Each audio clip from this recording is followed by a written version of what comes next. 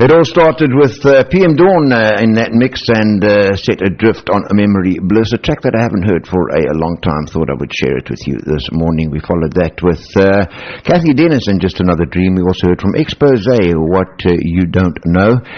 Lisa and Colt Jam, I Wonder If I'll Take You Home. There's a question.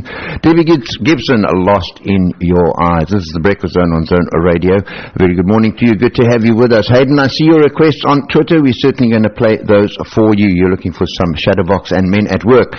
But before we go there, we're going to speak to two gentlemen who've come into the studio to chat to us. And they are from the Narconon Drug-Free Youth Music Project, something that we featured on Hill and Dale No Hoops Required earlier this week. There was this track that we played you called Substansification, and I shared that with you, and they've come in to speak to us about this project. So it's a very good morning to Roland and to Robert. Morning, gentlemen. Welcome to Zone Radio. Good morning. It's good to have you here. Before we go any further, people are going to want to know what on earth is a Narconon Drug-Free Youth Music Project, and we'll find out an overview of that, and then we'll go delving deeper to understand how this came about, and I'm sure that there's some personal stories involved here as well. Yeah, absolutely. Okay, so who drives the project? Both of you? That's me. That's you. Okay. So Robert, give us an overview of this, the project and its objectives.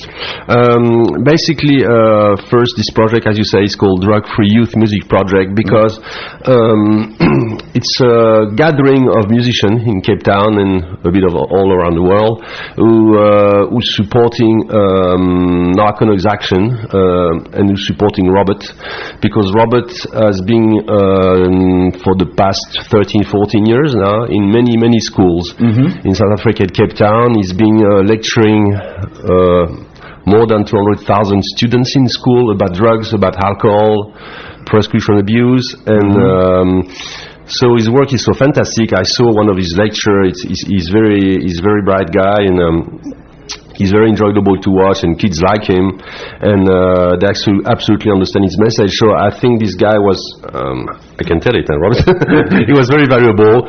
And when I came in Cape Town, I met him, and I say, I'm a musician, I'm going to do something with some musicians here, and then I was jamming all around, and then I said, let's do something. So I launched that Drug-Free Youth Music Project. It's basically to help to raise awareness about drugs over the air and through music. So we've created some music tracks with anti-drugs lyrics. It's a series of 9 tracks. The first track is completed, so hip rock, what shall I call it? Hip rock, it's a bit rocky.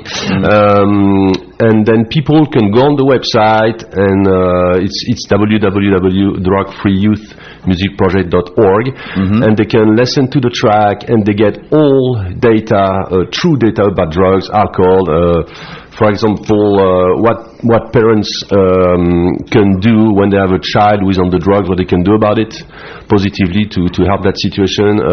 It tells you as well, for example, it talks about the short-term or long-term effects of any kind of drugs, from marijuana to crack to LSD to ecstasy, because many people think that you smoke a little joint and it's going to stop here. Well, it usually doesn't stop here. It carries on with another joint, then you smoke at going to school, and then you get into LSD, and that's it, and you use some capabilities, and you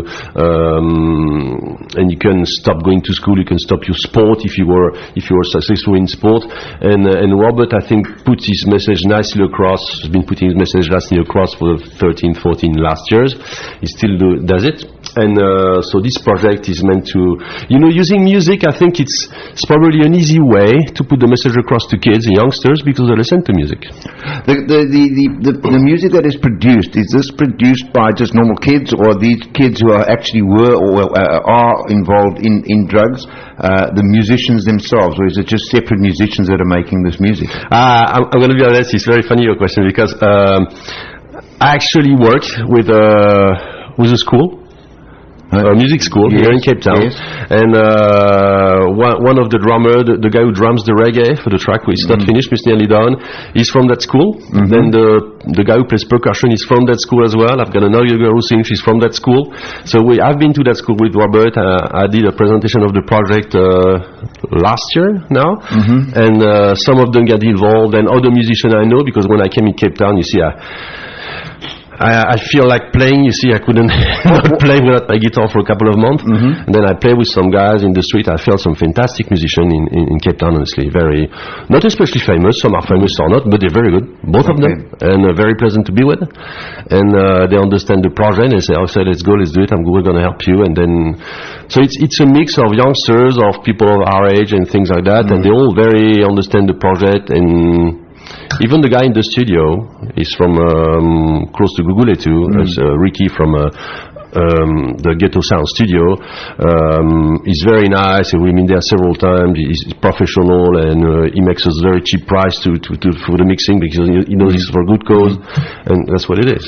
All right. So I just wanted to put to bed the misconception, possibly, that this is a whole lot of recovering addicts making music. It's not. It is simply a group of musicians who want to get a message out there, and that message is a message that has been put out by Robert for the last 14 years, a very similar message. So what you're doing is teaming up with Robert and saying, okay, you got a message and we can use music to send that message. Is that the gist of it? Yeah, and then I'm trying to sell that tracks to phone Robert. Okay. So he can explain his activity more than he does. Okay. So you get the track, but you get the full information as well. It's not only the track, it's the full package. Yeah, okay. The full package. All right, Robert, your background in all of this, I think I've seen you before. I think the first time that I encountered you was out in Muizenberg somewhere, where you were at I'm sure that I bumped into you at there was a seminar going on or something in Muizenberg. But anyway, that's beside the point. Tell us the background to how you get to this point, and your story as you've arrived at this drive to educate people about the ills of drug addiction. And we say that lightly, but it is a very, very big problem, particularly in Cape Town. Okay, yeah. It actually started here on the waterfront, funny enough. I remembered I used to work at a certain restaurant, and, at school I used to smoke weed and drink and so on, and after I took a couple of drugs during school, but after the army I actually stopped because I realized it wasn't doing me any good. And then at this restaurant, I was married, things were going good, and the guys were starting to take ecstasy. That was like the beginning of the rave scene in Cape Town. And I heard so many wonderful things about the stuff, and that it's not actually addictive, and it's and I had to try it one night. Yeah. And there we went again. It was just like went like a moth to the flame after it. And eventually, it wasn't just ecstasy. It was, the club scene's ecstasy, a bit of speed, coke, acid. And I eventually just threw it all away for drugs, And so I finally got myself right. I went over to Denmark. I did a rehab program called Narconon. Got my life together, came back and started doing programs at schools because I wanted to share what I'd, I understood what the attraction is with drugs. Everybody wants to get high. There are higher states of awareness that we're all looking for, and drugs temporarily do take you there, but they come at a price. And I wanted to tell the youth, what I've discovered. You're right when you say that everybody wants to get high. That sounds like a very, very strange thing to say, but the reality is that we all live for some or other a high. Whether it's a sexual high, whether it's an adrenaline high, whether it is the excitement of closing a deal and the high that comes from that. We all live for some or other high, and for those people who don't find it in those other avenues, they're very easy and very susceptible to finding it in the false high that drug addiction or drugs can provide. Not necessarily drug addiction, but drugs can provide. Yeah, totally. And is that what you found with in your own experience? Yeah, very much. In the beginning, my search in life was an earnest search for higher states. I became aware very young that there was more to life, and there's more to us, and I was looking for it. And drugs did provide a instant, immediate kind of change. And I so I went down that avenue. And in the beginning, I was taking drugs like peyote and magic mushrooms and all those sacred plants. And it kind of degenerated into ecstasy. But and now. And the truth is that we as human beings are living in a lessened state. There is far much more to us, and my message is drugs won't get you there, and there is a way to get there, because that is who you inherently are, and it's just to point out the reason why that route doesn't lead out. Okay, it's interesting, folks, to listen to these gentlemen speak. In particular, Robert's story is an interesting story. Now, there are two websites here. One is the Drug-Free Youth Music Project, and that has a web address of DrugFreeYouthMusicProject.org. But while we are speaking to Robert, we can also make reference to the fact that there is a narconon.org.za as well, and that tells more about the work that you do specifically on your own, because this is not your full-time connection. You've got other projects and that type of stuff that you're working on. This is just one where these folk have been kind enough to say, hey, this man needs funding. And the scary thing, the thing that really shocks me about this is that the funding's not readily available. This is what that you have to. I'm not saying that. I think that necessity is the mother of invention, and because there is a need, then you find that these collaborations do occur, and they're good collaborations. But at the end of the day, that funding should exist and be there for a story and a message that is vital to the youth of our country. Do you get other funding outside of the music project? Little bits here and there, but definitely not what we need to sustain ourselves. I mean, a lot of I work in the film industry as well, and I sell nutritional products and so on. So very often schools will contact us and say, please come and do a program, and we'll never say, no, we won't do it unless you pay us. We'll do it. We'll say, maybe, can you pay our transport or something like that? But it does get to me that so much millions get squandered on stupid banquets, and, I'm with you. Money just gets thrown around crazy. I'm with you. And so it is a constant challenge, like I think with most charities. Absolutely. We speak to a lot of folk who are in need, and I've always said to our listeners that the cake is only so big, and you've got to pick your fight and go with it. Some people are going to listen to us and say, okay, I relate to what they're saying there, and it's all that great, but I feel more strongly about child abuse, so therefore I'm going to put my resources there. But there are those folk, particularly parents, who are sitting listening to us right now and saying, you know what, but for the grace of God, there goes my child. And here's a guy who is going to possibly reach her in her school or him in his school before they have to make these vital decisions. And if we are going to contribute to that, then maybe we have an opportunity not to save our child or anything that dramatic, but maybe just to educate the child a little bit better in the ills of drug. Okay, so now you were working along on Narconon, you were doing your own thing, you were trying to spread the message and doing a good job of it, I do know. And then all of a sudden, Roland arrives from I'm guessing he's not from China. No, I've got a little accent, it's not Chinese. It's not Chinese accent. Okay. No, but there is something you said that's interesting that grabbed my attention, is that I also have a drug background. You do? Oh, yeah, fortunately. At that time, when I was 20 years old, there was no ecstasy stuff like that, but I took loads of other stuff. And I actually, maybe it's gonna be surprising, but I was nearly drafted in the French national ice hockey team. When I was, you were? Yeah, when I was 19, yeah. Ice hockey team? Yeah, in France, yeah.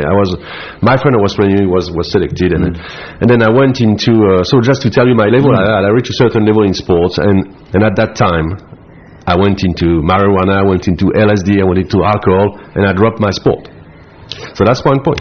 Then something happened later to me, which is, I did a nervous breakdown, and that's very interesting, and I got addicted to prescription pills.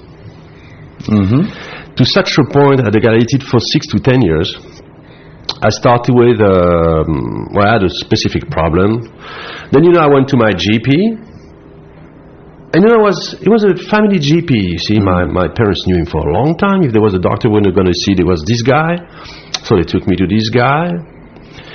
And I was expecting somebody who would listen to me nicely, who would say, yes, well, I understand, what can I do for you, and listen to my story and things like that, and try to share things, like a friend.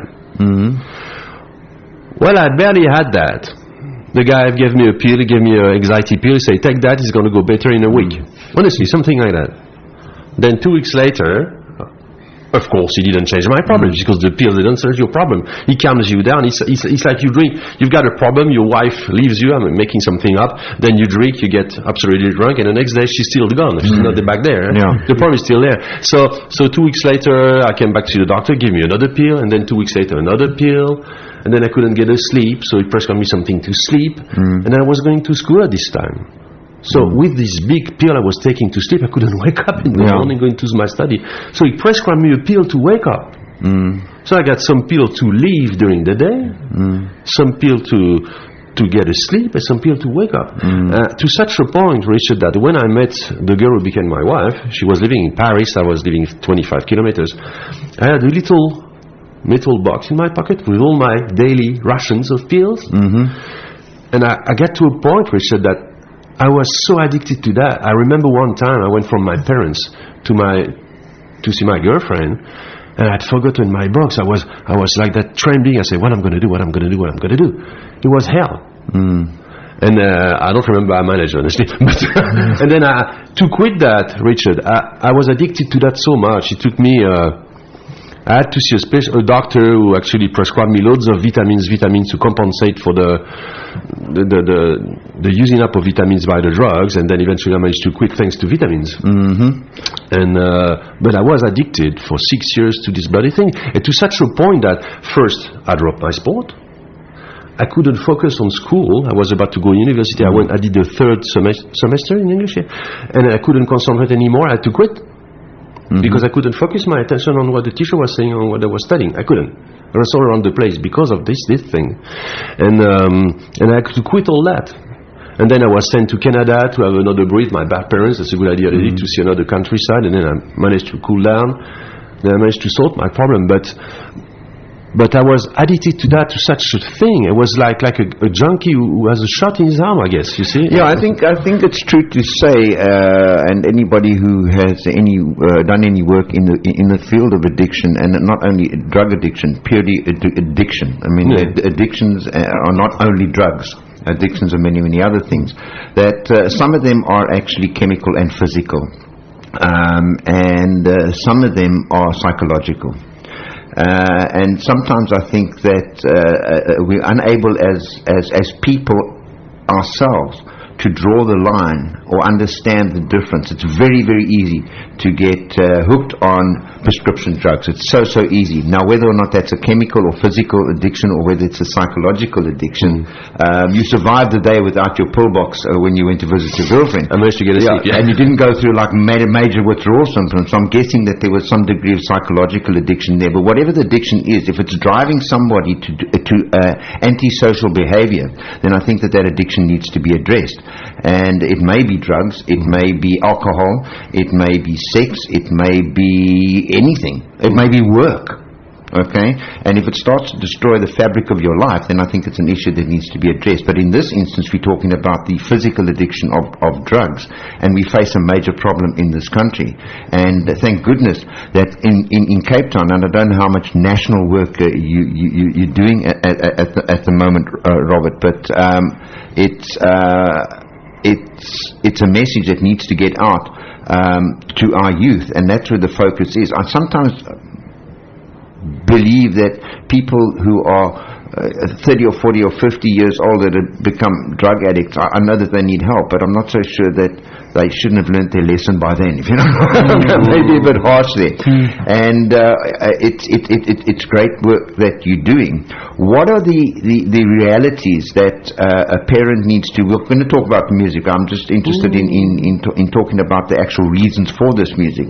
What are the realities that parents are facing in their day-to-day lives with this problem? And I'm now talking drugs, tick and marijuana and all these other things. What are they facing, and is there a social divide for these problems?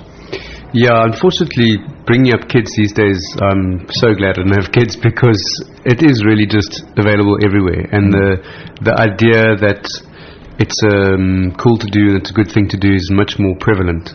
So kids are subjected to this, like everyone's doing it kind of thing. It's not bad for you, it's just a herb, it's natural, So But then, having said that, I've been to schools in areas like some of the roughest areas in Cape Town, and I don't want to mention names to spoil their tourism potential. No.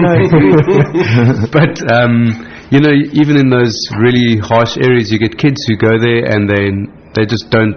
They're not going to join a gang, and they're not going to do it because they're just not. And so there is hope. There's actually, especially in areas like that, when you see kids that are like unaffected and they're just doing their thing, it gives you a lot of inspiration actually. So yes, it's a big problem, but there definitely is a lot of life out there. And what we're trying to do is just say, like, kind of keep that flag or that torch afloat alive, that being drug free and being true to your goals and being a nice person and wanting better things it's okay, so that destructive element doesn't affect that, or and to also help those kids who don't want to do it and who would otherwise be influenced by the sort of status quo in some areas, where they can say no, and no one's going to say, you're a nerd, because you're not a nerd for following your integrity at all. In fact, you're quite hardcore. So that's the kind of thing that we want to give them. And then, those who are going to do it are going to do it. Yeah.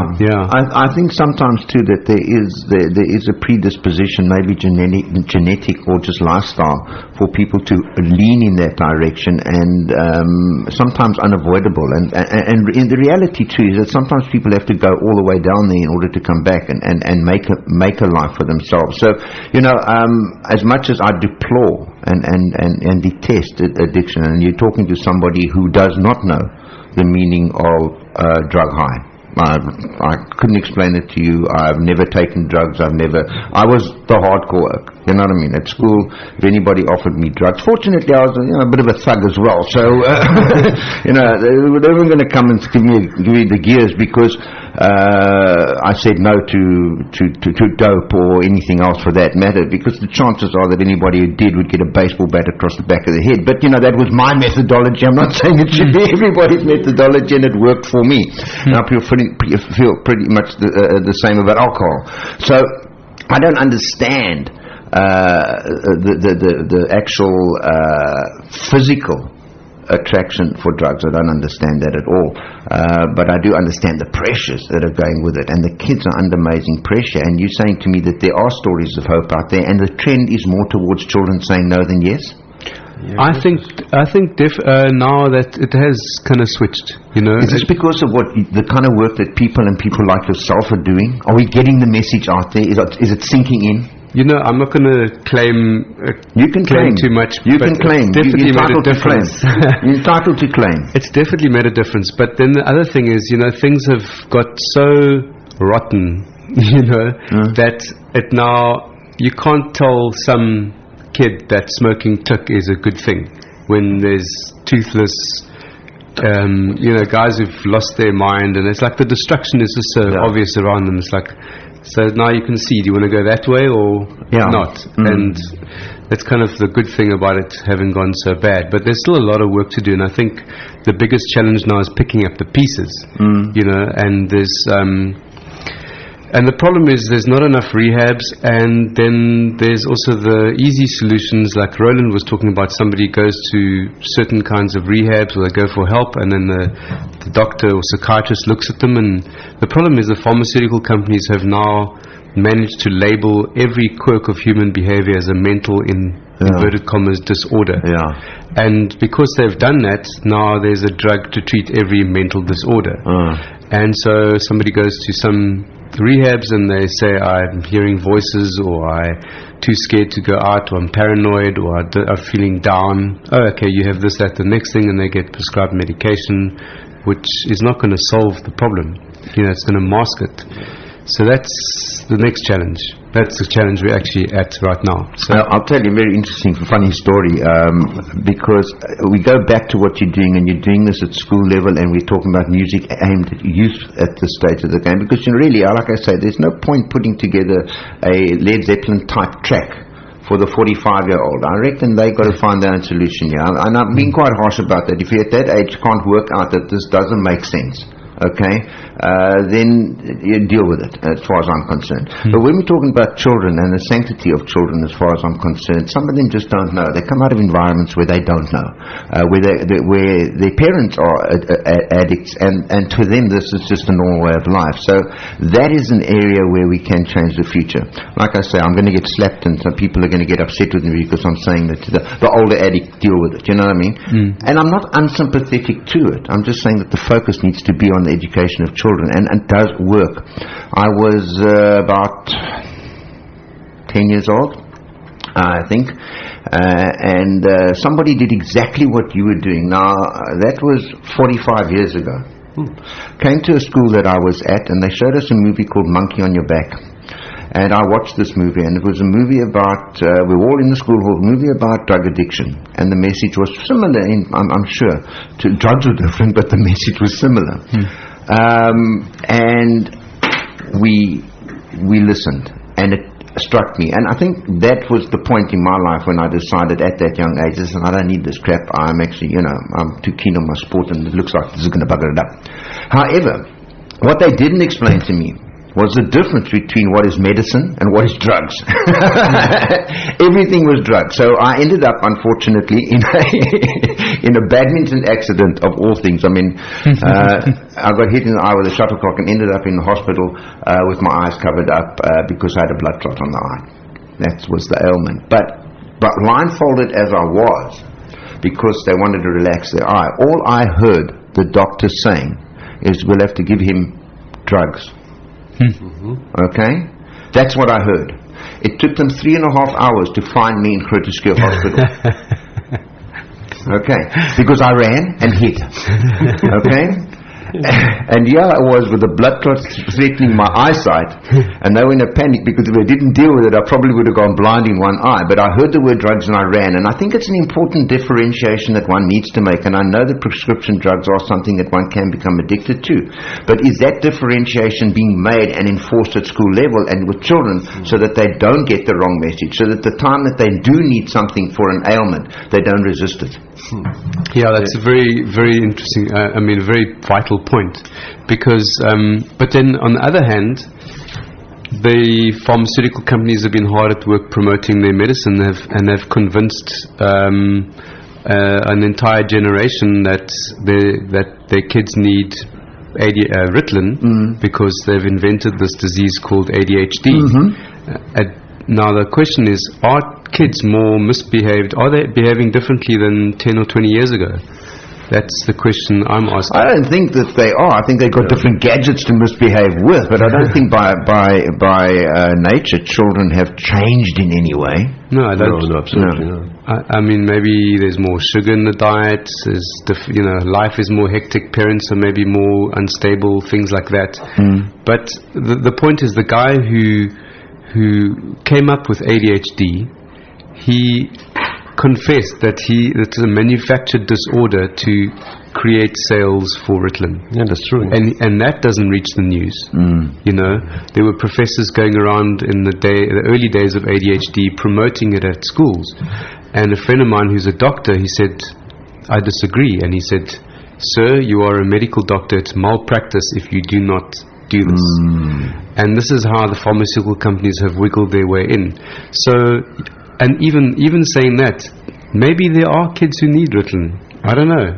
I'm not going to say there's not, because I don't want to. And you're not a doctor. I'm not a doctor. No. But the truth is that the stuff has been pushed and marketed, and so yes, to say to somebody who's got TB, you mustn't take your TB medication is stupid, because that guy needs to take it, and so on. There are medications which are vital, but it's got to be, it's got to be looked at just factually. All right, it's a very, very interesting topic. What was this that you were holding up a moment ago? It's totally related to what Robert is talking.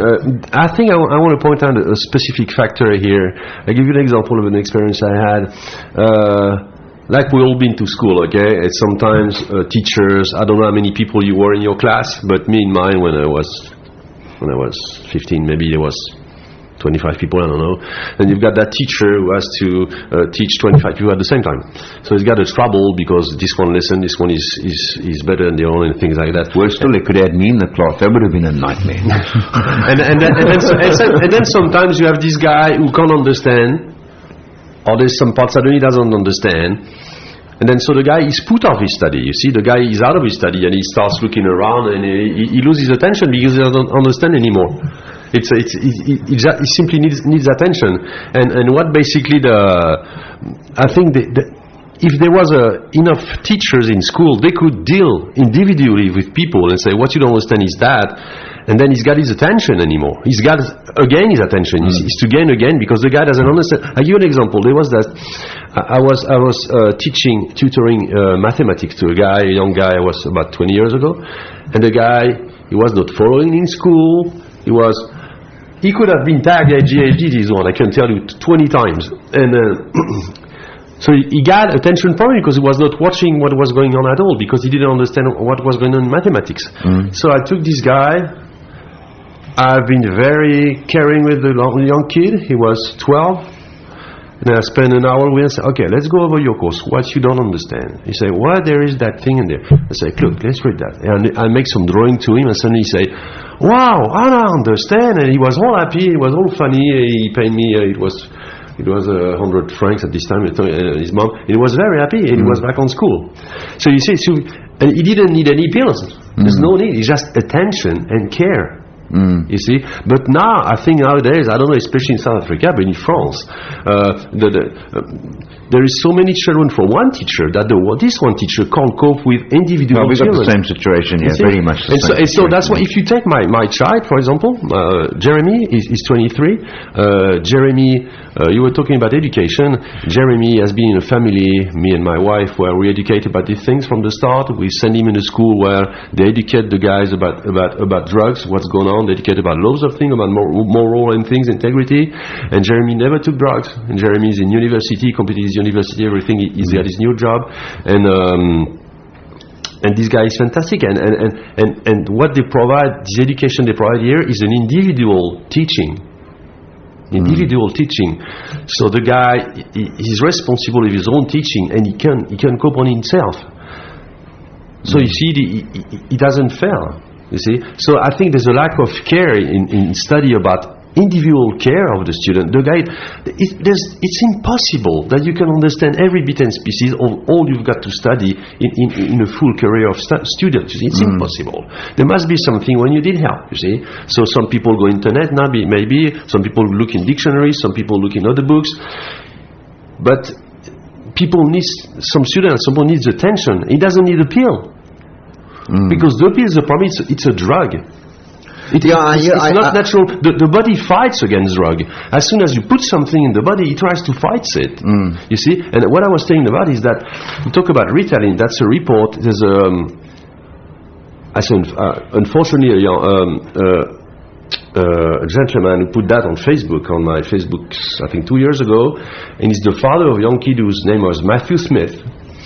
And I've got the actual official autopsy protocol. This Matthew Smith was prescribed Ritalin for long-term usage, and he died of it. It's on the report. He died of overdose of Ritalin. Overdose of Ritalin. That's why I'm taking the official report. Yesterday we it wasn't an overdose. It was just the damage caused to his heart through long-term use. Yeah. And the guy was 14, and he died. I've got another guy. I think 2 years ago. A guy I met over there, and then he came to me. He was in school. He was American. He was in Cape Town for a while, and then he had a chat with me, having a drink together. And he told me that he didn't know, but his cousin went suddenly in front of the door of his dad's house, rang the door, took his pistol, shot himself in front of his dad in the States. And they discovered later that he's begun long-term use as Ritalin. But is Ritalin really the problem that we face? I mean, in reality, we understand that the culture is that Ritalin is an example of the pharmaceutical companies penetrating a market and creating a demand. But what you're looking at, Robert, is you're not looking at Ritalin issues where you're talking to people. No. You're looking at drug addiction, possibly, as Roland just said, as a coping mechanism for the demands on the youth. Because we made a statement earlier on, you said that you don't think that children are too much different, and they're not really, but I think that the pressures placed on them by society at this point in time versus 40 years ago, I think that the pressures are very, very different. The children cannot no longer, if you get to 7 and you're still a child, you better grow up. And in my age, at 15, you were still basically a child, and the pressures are different. And are kids turning to drugs outside of prescription? Because I understand the prescription issue, but I'm asking the question: is that the real issue, or is the issue the ability to cope, and the kids themselves looking for solutions? Yeah, I think you're right. It's the drugs is never the problem. It's the solution. Yeah. The person is trying to find a solution to the problem. And yes, I agree. Life has got more hectic. Things were a lot calmer, and in our day, and now everything's faster, and parents are more hectic, and there's TV with super duper quick fast cartoons and so little on. girls that I saw when Justin Bieber was in Cape Town, and then I started to realize that there is a generation gap. It does exist, because there were mothers walking past this very window at the studio here in the waterfront with children that were dressed up at 7, 8, 9 years old, dressed up like 25-year-old supermodels, exposing skin, all this kind of stuff. And I thought to myself, if I had a 23-year-old daughter, I wouldn't want to look like that, let alone an 8 or 9 or 10-year-old dressing up for a Justin Bieber concert, and the mother's walking with the child. And I think to myself, how easy is it for that child to then assume a standard and then not meet it, and then just disappear off the radar in terms of drugs, alcohol? Because if they're doing that at 9, 10 years old, they're certainly having a drink by 13. And that's what's happening, and that's the reality. Yeah, because they want to grow up fast. They want to be that thing. And sometimes parents are guilty of trying to make them grow up fast. Yeah. That it wasn't too long ago when they put a limit on Olympic entry, because you had 10-year-olds under that kind of pressure doing gymnastics in the Olympics. I remember that. All right, and then they said, no, we're moving the ceiling age. And I think that we need to do that as a society, start letting children be children within reason, and otherwise they're not going to cope, and that's what you're dealing with. You're dealing with the outcome of not being able to cope, in the main. That's true. Life is... Well, okay, it's a massive discussion. We could be speaking for hours about it. I want to tell you something. My drug education with my son, he's now 30. My drug education with my son was very simple. I walked into his room when he was about 12, and I said to him, listen, I need you to understand that drugs won't kill you. I will. It seemed to work. It seemed to work. All right, guys, we're going to give you a chance to catch your breath, and we're going to play this track by Drug Free Youth Music Project, and we're going to focus now a little bit on how that is all adding up. I think it was important to set the background for people to understand why it is that you're doing this.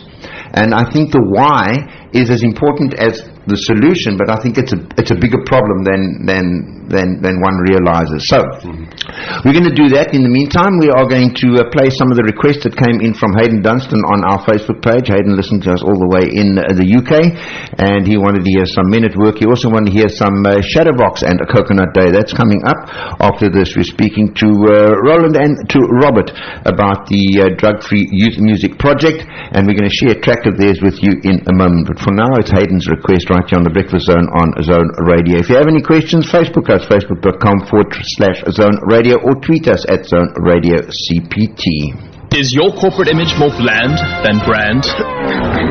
Are your presentations making you do all the talking? Boring. Is your website a little tired?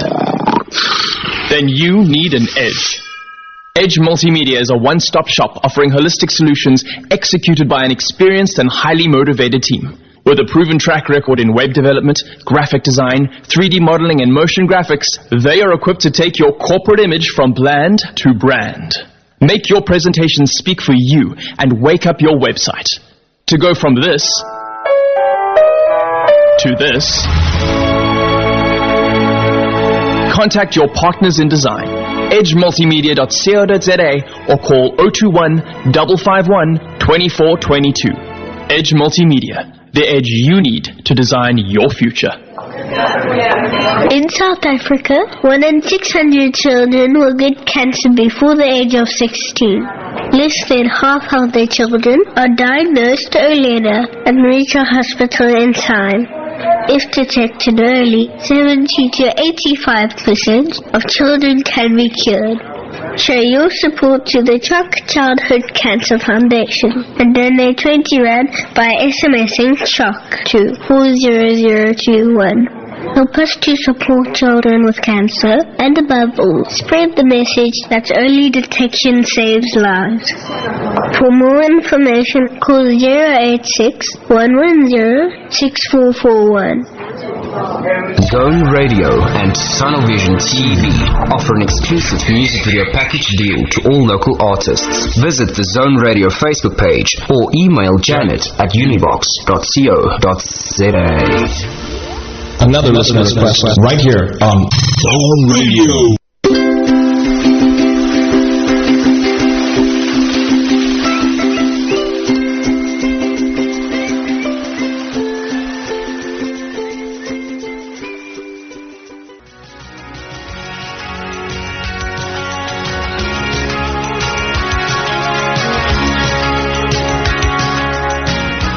The sound of Don Henley and a song called The Boys of Summer. Also in the mix we had The Cars with My Best Friend's Girl, Outfield with Voices of Babylon. Hadn't heard Outfield for a while.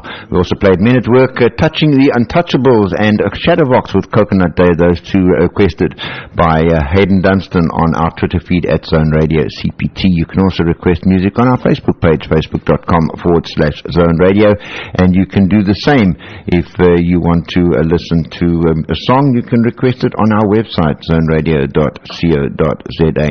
Alright, we kind of wrap up a discussion now that we've been having with two very interesting gentlemen. One of them is Roland. He's from Ireland, and with a funny accent. He's from Ireland. Shame, I talk about accents, just an aside, a light aside. I watched a video clip this morning on Facebook, which was quite funny, and it's a voice-activated lift. So you get in a lift and you say floor 3. Oh, yes. And it can't get the Scottish accent. It's hilarious. Absolutely. Go look for it. It's hilarious. 11. Sorry, can you repeat it? So yeah, no, he's a Frenchman, is our friend Roland, and also speaking to Robert, and they are teaming up in a project called the Drug-Free Youth Music Project, and that project essentially is run by Roland, and Robert has a project called Narcan Non-Drug Education, and does an amazing job with education on drugs, with drug education in and around schools. But now he needs funding, and it was Roland that looked at this lot and said, okay, let's find a way to fund this. So how did the two of you just meet up very, very briefly? Through Narcan. Yeah, because Roland and I both did the Narconon program. Okay, so that's where you met. Okay, yeah. Fine. And then you started the project to make music. And the idea behind all of this is unadulterated commercial gain. Am I right? Yes, but the idea is I think how do you say in English? I don't know. Two solutions in one. To make this musician we've got, who very nice and very talented, not known, to possibly make them known, because they're as talented as Seamus one, and then as well to use music to try to raise funds for Robert, selling some tracks, and at the same time, that's very important, all the data that Robert make known during his lecture in school are with the track. Which means if somebody listens to the track and he wants to download the track, which is a 16 round, 1/6 round, which is okay, but he gets full information about drugs, alcohol, anything that all of it that Robert talk about at school, and even more, I think. then what you say, that's cool. Yes. There's loads of them about anything, about how to get rid of addiction, what parents can do when their child is on the drugs, what they can do, all the data about the short-term and long-term effects of all kinds of drugs, even alcohol. So that goes is a package with the track. So when the guy listens to the track, they buy the track, they get the track and the whole package. The whole rock package, so they get information at the same time, which they can actually forward to other people they know if they want. Okay, so it is, as I say, it is unadulterated commercial gain, and I'm saying that because the reason why this is being done is that 16 grand is then going towards funding. Yeah. The programs that you guys are working on. Yeah. Am I right? So there is that element, and I'm saying, folks, if you're going to buy this thing, know that the money that you're spending, okay, is going towards what Robert and Roland are doing, Robert's education program, also to sustain the Drug-Free Music Project, because that also needs to be sustained. Well, so far I'm paying with my own pocket, but yeah, and that's fine. As honourable as that is, and as grateful as we are, it is also not how it should work. Okay. If it is sustainable as a financial model, then the chances of success are greater. So that is how the thing is put together. When was the first track that you launched? Was that the first one that we played on Monday? Actually, it's really funny, Richard, because the first title was ready to be launched is the reggae. And then when I went back where I live in the Isle of Man, which is close to Ireland, I got in contact with the biggest radio station over there, the program manager, make him listen to the reggae, and he thought there was a little bit or two to change. You see, the lyrics, there was something, the guy was exactly on pitch, and I said, well, I think it's bloody right. So I went back in the studio to re-record that reggae, and the singer couldn't re-sing it again. It's just crazy. So eventually the reggae is still on the go. The blues, I'm still looking to complete just the solo with the saxophone to do. And so the first track I managed to complete entirely is the hip-hop. Okay. Which is the track you've got. So you've seen. So that really is the first one, and there's more to come. Yeah. Because I met this. I found this woman I really like this woman. She's fantastic. Shadow Twala. Yeah, Shadow. I know Shadow very, very well. And 2 years ago, I met her. Thanks to a friend of mine who's a professional musician, and I wanted to explain her the project, and she gave me this I think it's a brilliant idea. She said, because I wanted to reach as many radio station as I could to put the message across. And so, some radio stations, there are rock radio stations, other ones, there are reggae radio stations, they play more or less. And then I talked about that to Mrs. Twala, and she said, why don't you do one track in several genres? I said, but that's brilliant, I never thought of that. That's what you started doing. That is a good suggestion. I'll tell you what, Shadow Twala is a remarkable radio presenter and also a very, very knowledgeable jazz lover. I know. Tell you that much. And what a lovely lady she is. Not on radio at the moment, sadly, but she should be. I know at one stage she was in a project that was working on painted cars, but I'm not too sure how that went. But I think that she's one of those that gets and supports the message of drug education for young people. She's a very special lady. So if you're getting advice from Shadow Twala, take it. It's good advice. I'm going to do it.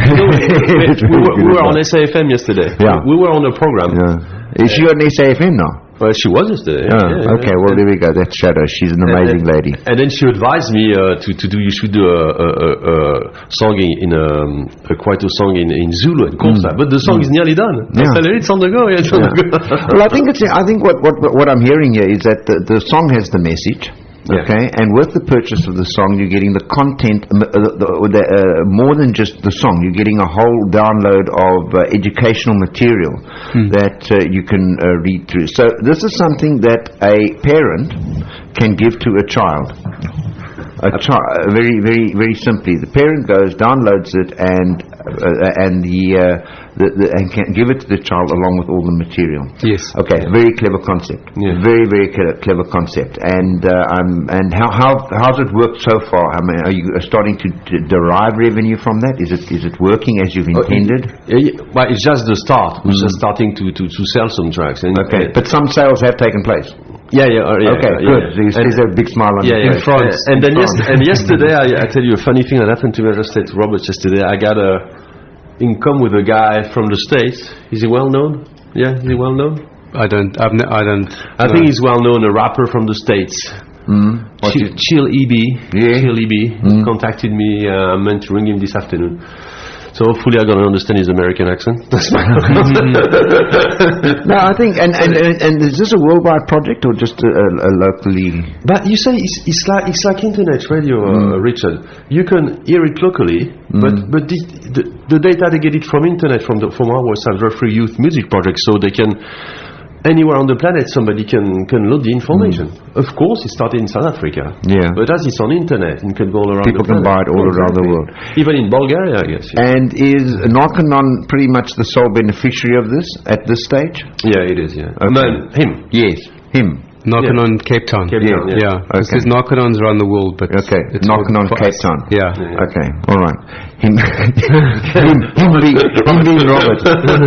Okay, guys, what we're going to do is we're going to listen to the track, and then we're going to wrap up this discussion. And it's gone on a little longer, but I think it's a very, very important message. And I do take my hat off to both of you. One, to Roland for finding an innovative and solution to funding and educating all at once. I think that's a clever concept, I really do. And I think it's maybe even the first. It's certainly the first time I've heard of it. All right. Where you can purchase a track with all the educational material. I mean, I know that there have been instances where you can purchase a track and the proceeds go towards an organization, but where you're actually purchasing a whole package that includes the music as a download. I think that's probably one of the first I've heard of. But then, you know, an organization, but where you're actually purchasing a whole package that includes the music as a download. I think that's probably one of the first I've heard of. But then, you know, yes, it's an educative project. Yeah, I think it's very, very good. And so I hats off to you for doing that, and also for recognizing the need for assistance that Robert has with Narconon Cape Town. And I think that the work that you're doing, Robert, is very, very special. And I really hope that at some point we'll get to a place in society, and I know that I'm being idiotically optimistic here, where we won't need people like you, if that means, you know, but I can't see that in the foreseeable future. So while we still have the problems, I think that the warriors, the ninjas that are out there, people like yourself and others who are doing this from their heart and doing it, and yes, we know that you need to pay the rent, and we know that you need to put a meal on the table, and I don't have a problem with proceeds from a project like this going towards making sure that you've got a shirt on your back. I don't have a problem with that, and I don't think anybody should. But at the end of the day, we need those ninjas, and you are certainly one of them, and doing a great job for children around the peninsula, and making sure that they understand what choices they have in life and how to make those choices and make a better life for themselves. And the more of you we need, and the more the merrier. Okay, so here we go. This is the song. It is this is the hip hop track. It is called Substansification. Now, in the lyrics, listen very carefully. In the lyrics, you're going to hear that the message is there in the song. The message is there in the song, and it is comes courtesy of the Drug-Free Youth Project. The song sounds like this.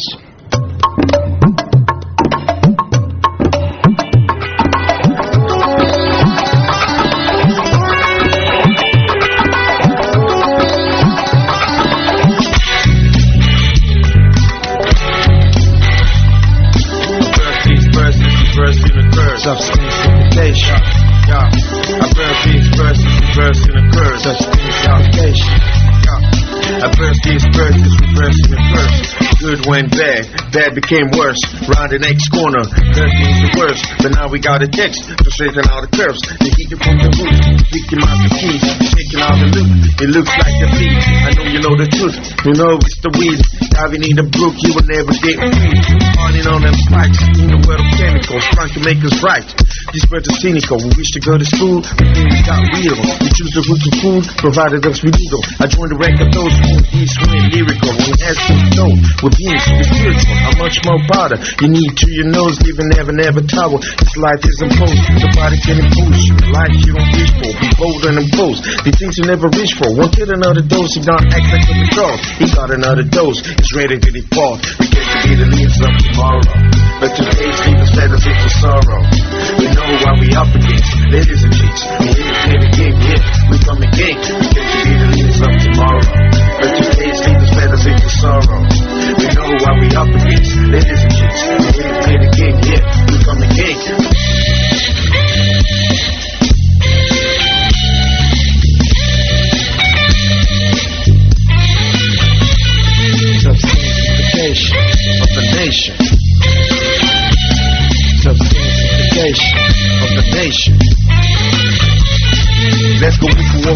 sin being the light. Give them an inkling so they can start a fight. In the Genesis, one was faced with a problem. The problem being he couldn't face the problem. Seems too difficult to face reality. Many lives stream them from that ability. See the clear in the side, ready to bite, got money in his mind, ready to strike. Now the success fool while your life is fading. You hawk into these lights, and that's your way in. Talking problem behind you. Games with substantification, nation's hell in the absence of answers. These are big dreams, straight being about you. Every day it kills the bitty of the real pity. Tomorrow thieves with sleepwalking. I see slavery looming, I see sheep walking. They never ask for drugs, just food for the soul. They turn them into birds, yet they knew what's the role. And in case you didn't know, yeah, they came to help. With the sole purpose to restore earth's health. We can be the leaders of tomorrow, but today's leaders let us into sorrow. We know what we up against, ladies and chicks. We ain't play the game yet, we come again. We can be the leaders of tomorrow, but today's leaders let us into sorrow. We know what we up against, ladies and chicks. We ain't play the game yet, we come again. We can be the leaders of tomorrow, but today's leaders let us into sorrow. We know what we up against, ladies and chicks. We ain't play the game yet, we come again. Substantification of the nation. Substantification of the nation.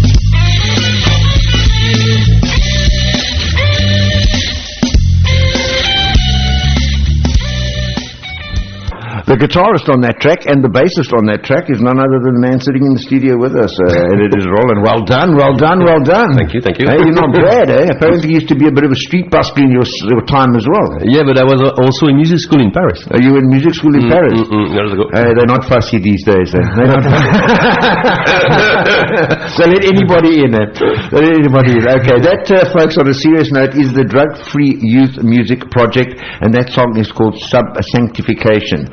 And it is a song that has been put together and carries a message of the ails and the risks of drug addiction. Essentially the message that Robert goes around talking to kids about for Narconon Cape Town.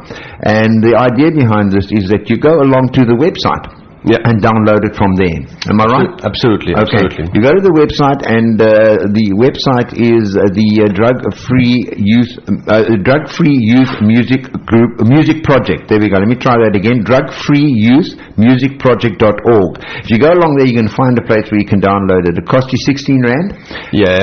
And with that, you get the track as well as all the educational material that goes with it about drug addiction, the risks, and that type of thing. Yeah, and the actual effect of all the types of drugs, what parents can do to prevent that, what they can do to get rid of it. So it's for parents as well as for children. I mean, it's very informative, highly informative. You've got everything, honestly. All right, so that's the idea behind it, and I think it's a great concept, and the proceeds of this go towards making sure that the Youth Music Project remains sustainable, and also that Robert can continue to do the very valuable work that he does in and around schools in Cape Town with Narconon Cape Town. Gentlemen, I think it's an exceptional concept. I think that it's unique as far as I can recall. I've not seen anything like this before. I may be wrong, but it certainly is something quite special, and I wish you all the success with it for two reasons. I think one, it does a great job of getting the message out there. It's entertaining.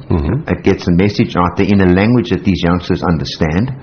Okay, and it also goes towards making sure that that gentleman sitting right over there, Robert, can get out and make sure that on a day-to-day basis he's able to spread the message and discuss these very, very, very important issues with young children. And I know when we were discussing earlier on that I said, look, I don't have too much sympathy for the guy that's 40 or 45 who's it's not that I don't have sympathy for the addiction. I have sympathy for that, I really do, but I don't have sympathy for anybody who at that age, with all the understanding, okay, goes now and decides, okay, you know what, I think I might try a bit of crack, you know what I mean? Okay, if that crack is in the form of a drug, I don't want to go there. Your sexual preference, that's yours. But you deal with that. But what I'm saying is, that was what I'm trying to say, guys. I'm not beating up on older addicts. I'm not doing that at all. I think that their problem is as real as anybody else's. But I think that at that stage in your life, you pretty much hadn't opportunity to learn what there is in terms of risks associated with addiction, whether it be drugs, whether it be alcohol, whether it be whatever other. But little children haven't had those opportunities, and I think that the process that you're following, Robert, is to make sure that they get the opportunity to understand these issues and understand them in a way that they can grasp, and music is a way that they can grasp it. So I think the collaboration between the two of you is exceptional, and I wish you all the best going forward. Looking forward to new tracks coming out, and you know that Zone Radio will be right behind you. We will play those tracks and we will feature them. Thank you very much, Richard. Thank you very much. All right, on that note, we are going to thank you for your time. Thanks for coming and talking to us, and we're certainly going to get you back, Robert, to talk about the educational issues in a little bit more depth at some point, and you must keep us updated, Roland, with what's happening. Our Facebook page is accessible to you. In the next track that comes out, or you do a video, post it there, we'll certainly share it with folks. Okay, and we're going to play out now with some more of this kind of hip-hop kind of music, and this one is a track that comes from the United States. It's a man called King Lovett, a song called Island Girl, and we'll follow that with a local outfit called Crash Car Burn featuring Cuesta. It's a song called Keep Walking, and that's our message to you guys. Keep walking, because while you're walking, there's hope for those who follow behind. I've traveled so many miles to come see you. I've waited so long for this day, but now that you're here, all I can say